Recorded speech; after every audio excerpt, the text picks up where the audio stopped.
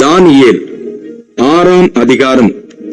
ராஜ்யம் முழுவதையும் ஆளும்படிக்கு தன் ராஜ்யத்தின் மேல் 120 தேசாதிபதிகளையும் ராஜாவுக்கு நஷ்டம் வராதபடிக்கு அந்த தேசாதிபதிகள் கணக்கு ஒப்புவிக்கிறதற்காக அவர்களுக்கு மேலாகும் 3 பிரதானிகளையும் ஏற்படுத்துவது தரியுவுக்கு நலம் என்று கண்டது. இவர்களில் தானியேல் ஒருவனாய் இருந்தான். இப்படி இருக்கையில் தானியேல் பிரதானிகளுக்கும் தேசாதிபதிகளுக்கும் மேற்பட்டவனாய் இருந்தான். தானியேலுக்குள் விசேஷித்த ஆவி இருந்தமையால் அவனை ராஜ்யம் முழுமைக்கும் அதிகாரியாக ஏற்படுத்த ராஜா நினைத்தான். அப்பொழுது பிரதானிகளும் தேசாதிபதிகளும் ராஜ்யத்தின் விசாரிப்பிலே தானியேலை குற்றப்படுத்தும்படி முகாந்தரம் தேடினார்கள். ஆனாலும் ஒரு முகாந்தரத்தையும் குற்றத்தையும் கண்டுபிடிக்க அவர்களால் கூடாதிருந்தது. அவன் உண்மையுள்ளவனாய் இருந்தபடியால் அவன் மேல் சுமத்த யாதொரு குற்றமும் குறைவும் காணப்படவில்லை. அப்பொழுது அந்த மனுஷர், நாம் இந்த தானியேலை அவனுடைய தேவனை பற்றிய வேத விஷயத்திலே குற்றப்படுத்தும் முகாந்தரத்தை கண்டுபிடித்தால் ஒழிய அவனை வேறொன்றிலும் குற்றப்படுத்தும் முகாந்தரத்தை கண்டுபிடிக்க கூடாது என்றார்கள். பின்பு அந்த பிரதானிகளும் தேசாதிபதிகளும் கூட்டங்கூடி ராஜாவினிடத்தில் போய் அவனை நோக்கி, தரியு ராஜாவே, நீர் என்றும் வாழ்க. எவனாகிலும் 30 நாள் வரையில் ராஜாவாகிய உம்மை தவிர எந்த தேவனையானாலும் மனுஷனையானாலும் நோக்கி யாதொரு காரியத்தை குறித்து விண்ணப்பம் பண்ணினால் அவன் சிங்கங்களின் கெபியிலே போடப்பட ராஜா கட்டளை பிறப்பித்து உறுதியான தாக்கீது செய்ய வேண்டும் என்று ராஜ்யத்தினுடைய எல்லா பிரதானிகளும் தேசாதிபதிகளும் பிரபுக்களும் மந்திரிமார்களும் தலைவர்களும் ஆலோசனை பண்ணிக் கொண்டிருக்கிறார்கள். ஆதலால் இப்போதும் ராஜாவே, மேதியருக்கும் பெர்சியருக்கும் இருக்கிற மாறாத பிரமாணத்தின்படியே அந்த தாக்கீது மாற்றப்படாதபடி நீர் அதை கட்டளையிட்டு அதற்கு கையெழுத்து வைக்க வேண்டும் என்றார்கள். அப்படியே ராஜாவாகிய தரியு அந்த கட்டளை பத்திரத்துக்கு கையெழுத்து வைத்தான். தானியேலோ வென்றால் அந்த பத்திரத்துக்கு கையெழுத்து வைக்கப்பட்டதென்று அறிந்த போதிலும் தன் வீட்டுக்குள்ளே போய் தன் மேல் அறையிலே எருசலேமுக்கு நேராக பலகணிகள் திறந்திருக்க அங்கே தான் முன் செய்து வந்தபடியே தினம் 3 வேளையும் தன் தேவனுக்கு முன்பாக முழங்காற்படியிட்டு ஜெபம் பண்ணி ஸ்தோத்திரம் செலுத்தினான். அப்பொழுது அந்த மனுஷர் கூட்டம் கூடி தானியேல் தன் தேவனுக்கு முன்பாக ஜெபம் பண்ணி விண்ணப்பம் செய்கிறதை கண்டார்கள்.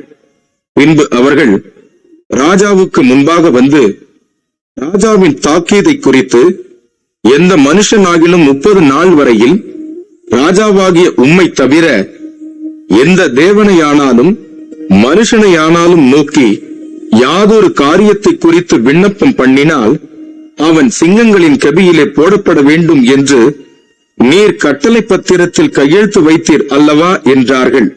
அதற்கு ராஜா, அந்த காரியம் மேதியருக்கும் பெர்சியருக்கும் இருக்கிற மாறாத பிரமாணத்தின்படி உறுதியாக்கப்பட்டதே என்றான். அப்பொழுது அவர்கள் ராஜாவை நோக்கி, சிறைப்பிடிக்கப்பட்ட யூதேயா தேசத்தின் புத்திரரில் தானியேல் என்பவன் உம்மையும் நீர் கையெழுத்து வைத்துக் கொடுத்த கட்டளையையும் மதியாமல் தினம் 3 வேளையும் தான் பண்ணும் விண்ணப்பத்தை பண்ணுகிறான் என்றார்கள். ராஜா இந்த வார்த்தைகளை கேட்டபோது தன்னில் மிகவும் சஞ்சலப்பட்டு தானியேலை காப்பாற்றும்படிக்கு அவன் பேரில் தன் மனதை வைத்து அவனை தப்புவிக்கிறதற்காக சூரியன் அஸ்தமிக்கு மட்டும் பிரயாசப்பட்டுக் கொண்டிருந்தான். அப்பொழுது அந்த மனுஷர் ராஜாவினிடத்தில் கூட்டமாய் வந்து, ராஜா கட்டளையிட்ட எந்த தாக்கீதும் கட்டளையும் மாற்றப்படக்கூடாதென்பது மேதியருக்கும் பெர்சியருக்கும் பிரமாணமாய் இருக்கிறது என்று அறிவீராக என்றார்கள். அப்பொழுது ராஜா கட்டளையிட அவர்கள் தானியேலை கொண்டு வந்து அவனை சிங்கங்களின் கெபியிலே போட்டார்கள். ராஜா தானியேலை நோக்கி, நீ இடைவிடாமல் ஆராதிக்கிற உன் தேவன் உன்னை தப்புவிப்பார் என்றான். ஒரு கல் கெபியனுடைய வாசலின் மேல் கொண்டு வந்து வைக்கப்பட்டது.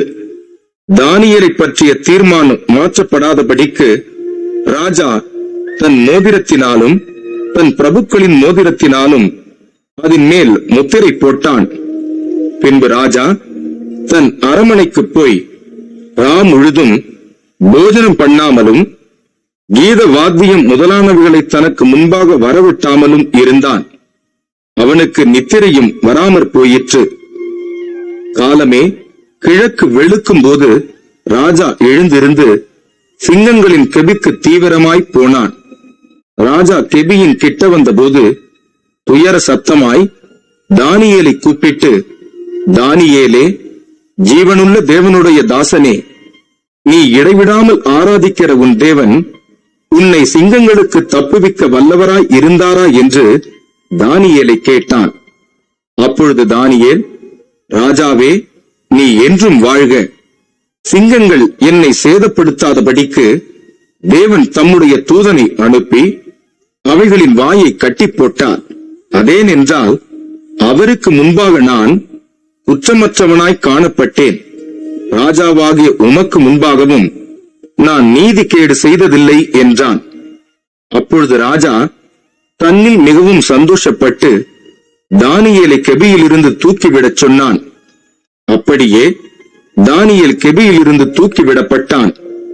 அவன் தன் தேவன் பேரில் விசுவாசித்திருந்தபடியால் அவனில் ஒரு சேதமும் காணப்படவில்லை. தானியேலின் மேல் குற்றஞ்சாற்றின மனுஷரையோ வென்றால் ராஜா கொண்டு வர சொன்னான். அவர்களையும் அவர்கள் குமாரரையும் அவர்கள் மனைவிகளையும் சிங்கங்களின் கெபியிலே போட்டார்கள். அவர்கள் கெபியின் அடியிலே சேரும் முன்னே சிங்கங்கள் அவர்கள் மேல் பாய்ந்து அவர்கள் எலும்புகளை எல்லாம் நொறுக்கி போட்டது. பின்பு ராஜாவாகிய தரியு தேசமெங்கும் குடியிருக்கிற எல்லா ஜனங்களுக்கும் ஜாதியாருக்கும் பாஷைக்காரருக்கும் எழுதினது என்னவென்றால், உங்களுக்கு சமாதானம் பெருக கடவது.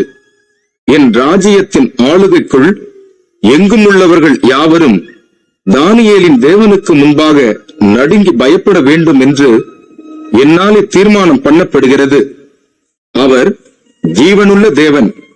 அவர் என்றென்றைக்கும் நிலைத்திருக்கிறவர். அவருடைய ராஜ்யம் அழியாதது. அவருடைய கர்த்தத்துவம் முடிவு பரியந்தமும் நிற்கும். தானியேலை சிங்கங்களின் கைக்கு தப்புவித்த அவரே தப்புவிக்கிறவரும் ரட்சிக்கிறவரும் வானத்திலும் பூமியிலும் அடையாளங்களையும் அற்புதங்களையும் செய்கிறவருமாய் இருக்கிறார் என்று எழுதினான். தரியுவின் ராஜ்யபார காலத்திலும் பெர்சியனாகிய கோரேசுடைய ராஜ்யபார காலத்திலும் தானியேலின் காரியம் ஜெயமாய் இருந்தது.